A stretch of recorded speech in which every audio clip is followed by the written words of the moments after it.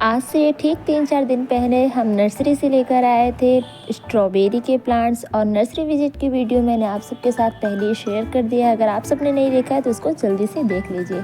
तो आज के वीडियो में मैं आप सबके साथ शेयर करने वाली हूँ कि स्ट्रॉबेरी के प्लांट को किस तरीके से ग्रो किया जाता है, इसके लिए कैसी मिट्टी बनानी है और इसको नर्सरी वाले बैग से किस तरीके से निकाल कर अपने पॉट में शिफ्ट करना है। तो वीडियो को एंड तक ज़रूर देखिए और हो सके तो लाइक शेयर चैनल को सब्सक्राइब ज़रूर करें। Hello everyone, welcome back to my YouTube channel. तो आज के ब्लॉग में मैं आप सबके साथ शेयर करने वाली हूँ स्ट्रॉबेरी प्लांट की ग्रोथ, मतलब नर्सरी से लाए हुए स्ट्रॉबेरी के प्लांट को किस तरीके से कंटेनर में हम लगा सकते हैं। क्या इनको कंटेनर में लगाना आसान है या फिर बहुत ज़्यादा मुश्किल। तो चलिए वीडियो को शुरू करते हैं। इससे पहले मैं आप सबको कुछ बातें बताना चाहती हूँ, जैसे कि स्ट्रॉबेरी प्लांट के बारे में। तो स्ट्रॉबेरी का प्लांट ऐसा प्लांट होता है जिसकी जड़ें ज़्यादा दूर तक नहीं जाती, मतलब उसकी जड़ें जो हैं ज़्यादा गहराई तक नहीं जाती हैं। तो उसको हम छोटे से छोटे कंटेनर्स में भी ग्रो कर सकते हैं या फिर ज़मीन में भी ग्रो कर सकते हैं, लेकिन कंटेनर्स में ग्रो किया हुआ स्ट्रॉबेरी जो है अच्छी तरीके से फ्रूटिंग करता है, क्योंकि वो हमारे सामने हमेशा रहता है और उसकी केयर हम ज़्यादा कर पाते हैं। स्ट्रॉबेरी की फार्मिंग भी होती है और उसकी फार्मिंग का वीडियो भी मैंने आप सबके साथ शेयर किया था कि देखिए ज़मीनों में स्ट्रॉबेरी किस तरीके से ग्रो की जाती है। स्ट्रॉबेरी को जरबेर के नाम से भी जाना जाता है, बहुत सारे नामों से जाना जाता है। तो चलिए वीडियो को शुरू करते हैं। तो देखिए यहाँ पर हमारे गुलदाउदी प्लांट्स की फ्लावरिंग काफ़ी अच्छी खासी हो रही है। चलिए हम आ जाते हैं अपने पॉइंट पर, स्ट्रॉबेरी प्लांट पर। तो ये हमारा स्ट्रॉबेरी का प्लांट है जो कि हम नर्सरी से लेके आए थे। 60 रुपये में भैया ने बोला था, लेकिन 50 रुपये में उन्होंने हमें दे दिया था। तो 50 रुपये में लाया हुआ ये हमारा स्ट्रॉबेरी का प्लांट काफ़ी अच्छी तरीके से ग्रो हो रहा है। 3-4 दिनों तक इसको हमने उसी जगह पे रखा था जहाँ इसको हमें ग्रो करके रखना चाहिए था। तो इस जगह पे हमने इसको रख दिया था ग्रो करके, और इसमें 2-4 सूखी पत्तियां भी थी जिनको हमने निकाल दिया था। याद रखें, नर्सरी से जब भी कोई पौधा लाएं तो चेकआउट करके लाएं, कहीं उनमें कोई कीड़े तो नहीं लग रहे हैं, उनकी कंडीशन कैसी है, उनकी कंडीशन को चेकआउट करके ही पौधे को लाना चाहिए। तो हेल्दी कंडीशन वाले पौधे ही हमेशा चुनकर लाएं नर्सरी से। अब इसको हम ग्रो करने वाले हैं इस कंटेनर में, जो कि हमने कुछ दिन पहले ही इसको तैयार करके रख लिया था। एक पुराने किचन वेस्ट के डब्बे से इसको हमने तैयार किया था, जिसका वीडियो भी मैंने आप सबके साथ शेयर किया था। तो देखिए इसको बनाना बहुत ही इजी होता है, बस हमें एक पुराने कंटेनर मतलब डब्बे की ज़रूरत होती है और एक कपड़े की। तो इसको मतलब इसको लगा लेते हैं तब तक हम। तो देखिए इस कंटेनर में है हमारा मैक्सिकन पिटूनिया, जो कि हमारे पास और भी ढेर सारे पौधे हैं। पानी की कमी होने के कारण ये पौधा थोड़ा सा सूख गया था, तो कोई बात नहीं, इसको हम निकाल लेते हैं और इस पौधे को दे देंगे अपने पड़ोसी को, क्योंकि उनको ये पौधा चाहिए था और आज मैं निकाल भी रही हूँ। तो मेरा दोनों काम हो जाएगा, उनको पौधा भी मिल जाएगा और मेरी मिट्टी भी निकल जाएगी। इसमें से मिट्टी की कमी है तो इसी तरीके से पौधे को अरेंज करना पड़ता है, मतलब एक पौधे को निकाल कर दूसरे पौधे को लगाना पड़ता है। तो देखिए पौधा तो मैंने अपने पड़ोसी को दे दिया और मिट्टी भी हमारी बिल्कुल निकल चुकी है। इस मिट्टी में किसी भी तरीके की कोई भी खाद वगैरह, कंपोस्ट वगैरह मैंने ऐड नहीं किया था, सिर्फ और सिर्फ रेतीली मिट्टी में ये पौधा हमारा लगा हुआ था। इस कंटेनर में भी थोड़ा सा मिट्टी है जिसमें मैंने बीजों को लगाया था, उनकी ग्रोथ नहीं हुई थी और इनमें मैंने थोड़ी सी और मिट्टी को, बची हुई मिट्टी को ऐड करके ऐसे ही साइड में रख लिया था। अब देखिए कोई भी पौधा हो, किसी भी पौधे को लगाने से पहले उसके लिए एक वेल ड्रेनिंग सॉइल बनाना बहुत ज़्यादा ज़रूरी होता है, क्योंकि हमारे प्लांट की ग्रोथ डिपेंड करती है हमारे मिट्टी पे, मतलब किस तरीके से हम मिट्टी बनाते हैं। देखिए हमने मिट्टी ले ली है, अब यहाँ पर हम यूज़ कर रहे हैं गोट मैन्योर का, जो कि मैंने अपने पड़ोसी से मांगी है। तो देखिए इस मैन्योर में, मतलब गोट मैन्योर में बहुत सारी खाद के रूप में यूज़ किया ही जाता है। इसमें पोटेशियम, कैल्शियम और फास्फोरस होता है, जिससे हमारे पौधे की ग्रोथ और भी तेज़ी से बढ़ जाती है। इसमें हम थोड़ी सी इसको ऐड करेंगे और अब ऐड करेंगे हम इसमें राइस हस्क, जिसको धान की भूसी भी कहा जाता है। तो इस समय धान की भूसी आपको इजली मिल जाएगी आपके लोकल एरिया में, मार्केट में भी ये मिलता है, लेकिन हम जैसे गांव वालों के लिए तो ये बहुत इजी होता है अरेंज करना, क्योंकि हमारे यहाँ पर ऐसे ही ये मिल जाता है। तो देखिए थोड़े से हम इसमें राइस हस्क का यूज करेंगे। राइस हस्क का यूज करने से मिट्टी जो रहती है वो बहुत ही भुरभुरी रहती है और बहुत ज़्यादा वेल रनिंग रहती है। इसका यूज़ करने के बाद हम इसमें थोड़ी सी राख का भी यूज़ करेंगे। राख भी हमको ईज़िली मिल जाती है और राख का यूज़ करने से पौधे में कीड़े वगैरह ये सब कुछ भी नहीं लगते हैं। अगर लगे भी रहते हैं तो वो भी दूर चले जाते हैं। अब इन चारों चीज़ों को हम अच्छी तरीके से मिक्स कर लेंगे। रेत मिलाने की ज़रूरत नहीं है क्योंकि चिकनी मिट्टी तो हमारी है नहीं, तो रेत वगैरह हम इसमें कुछ मिलाएंगे नहीं। अब देखिए मिट्टी को अच्छी तरीके से मिक्स करना है क्योंकि वेल ड्रेनिंग सॉइल बहुत ज़रूरी होता है हमारे पौधे के लिए।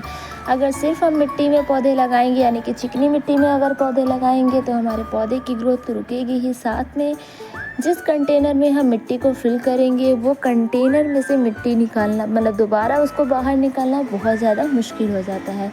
तो जो नए गार्डनर्स हैं जो सिर्फ़ और सिर्फ मिट्टी में पौधे लगाते हैं तो ऐसी गलती बिल्कुल भी ना करें, क्योंकि अगर आपको वो पौधा रिपोर्ट करना पड़ेगा तो आपको बहुत ज़्यादा मुश्किल होगा। क्योंकि चिकनी मिट्टी जो रहती है वो हमारे कंटेनर्स को पूरी तरीके से घेर लेती है, मतलब उसी में जम जाती है और बाहर निकालना काफ़ी मुश्किल हो जाता है। तो देखिए यहाँ पर हमारी वेल ड्रेनिंग सॉइल बन के पूरी तरीके से तैयार हो चुकी है। अब इसको हम इस कंटेनर में भरेंगे। उससे पहले अपने गार्डन वेस्ट को ला लेते हैं, अपने गार्डन वेस्ट वाले डब्बे को लाते हैं और इसमें जितने भी हमारे गार्डन से निकली हुई सूखी पत्तियाँ, ख़राब हुए पौधे और कुछ पौधे तो रूट्स के साथ ही हैं, तो उनको भी हम इस कंटेनर में फिल कर लेते हैं। इससे फ़ायदा क्या होता है, पहली बात तो हमें बार बार पौधों को फर्टिलाइज़ करने की ज़रूरत नहीं होती, उनमें खाद डालने की ज़रूरत नहीं होती है। हमारा कंटेनर जो रहता है वो लाइट वेट रहता है। इसी के साथ साथ जो हम गार्डनिंग करते हैं और ओवरलोडिंग की वजह से बहुत सारे लोगों के छत पे बहुत ज़्यादा फ़र्क पड़ता है। तो इस तरीके से अगर आप पौधे लगाएंगे ना, तो कंटेनर्स में थोड़ी थोड़ी सी मिट्टी डालकर और ज़्यादा से ज़्यादा कंपोस्ट डालकर आप लगाएंगे तो आपका गमला बहुत ही ज़्यादा लाइट वेट रहेगा, भारी नहीं रहेगा, तो उससे हमारे घर पे भी कोई असर नहीं पड़ेगा। तो देखिए इसमें हमने जितना भी हमारा गार्डन वेस्ट निकला था, इकट्ठा हुआ था, उन सारे गार्डन वेस्ट को हमने इसमें डाल लिया है।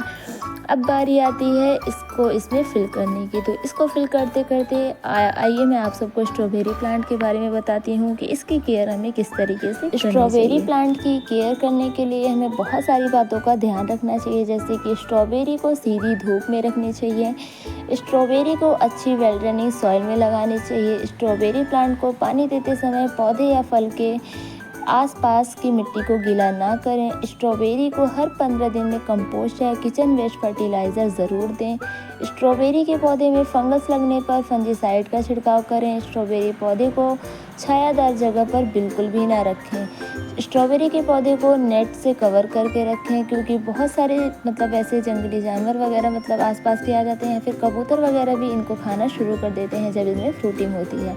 स्ट्रॉबेरी के पौधे को मल्चिंग ज़रूर करें, क्योंकि जब हम मल्चिंग नहीं करते हैं तो जो हमारा पौधा रहता है उसमें जब फ्रूटिंग होती है तो उसके फ्रूट्स मिट्टी से टच हो जाते हैं और वो पूरी तरीके से ख़राब हो जाते हैं। अब देखिए इसको निकालना कैसा है, बहुत ही आराम से इसको निकालना है, जिससे हमारी पौधा भी आसानी से निकल जाएगा और ये जो ग्रो बैग है, नर्सरी वाला बैग है, ये भी हमारे पौधे लगाने में काम आ जाएगा। तो देखिए कुछ इस तरीके से हमने इसको बहुत ही आसानी से मिट्टी के बाहर निकाल लिया है। स्ट्रॉबेरी को प्लांट को सुबह के समय पानी दें, शाम के टाइम इसको बिल्कुल भी पानी ना दें। इसके रूट्स को हमें बिल्कुल भी डिस्टर्ब नहीं करना है, क्योंकि रूट्स को अगर हम डिस्टर्ब करेंगे तो पौधा ख़राब भी हो सकता है। तो स्ट्रॉबेरी प्लांट को निकालने के बाद इसके रूट्स को बिल्कुल भी डिस्टर्ब नहीं करना चाहिए हमें। अब बारी आती है इनको मिट्टी में लगाने की। तो देखिए कंटेनर्स में इस तरीके से सीधा रखने के बाद अब इनमें चारों तरफ से हम मिट्टी को डालेंगे, तो इससे हमारा पौधा इसमें अच्छी तरीके से लग जाए। बहुत सारे लोगों का ये सवाल रहता है कि क्या स्ट्रॉबेरी प्लांट को ग्रो करने के लिए अच्छी तरीके से इसको रोशनी की ज़रूरत होती है। तो बिल्कुल सही बात, स्ट्रॉबेरी प्लांट को ज़्यादा से ज़्यादा फ्रूटिंग पाने के लिए इसको जितना हो सके उतना धूप में रखें। पौधों को 12 से 18 इंच की दूरी पर लगाएं। अगर आप ज़मीनों में लगा रहे हैं तो पौधे को जो है स्ट्रॉबेरी प्लांट जो है वह स्व उपजाऊ होता है, लेकिन परागण के लिए मधुमक्खियों की आवश्यकता होती है।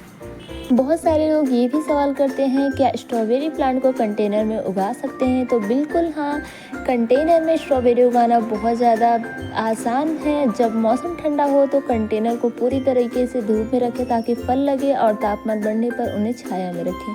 कंटेनर बेहतर वायु प्रवाह में भी मदद करता है, कंटेनर में अगर हम पौधे लगाते हैं उनमें हवा भी बहुत अच्छी तरीके से जाती है और मिट्टी को अधिक तेज़ी से ठंडा होने देता है।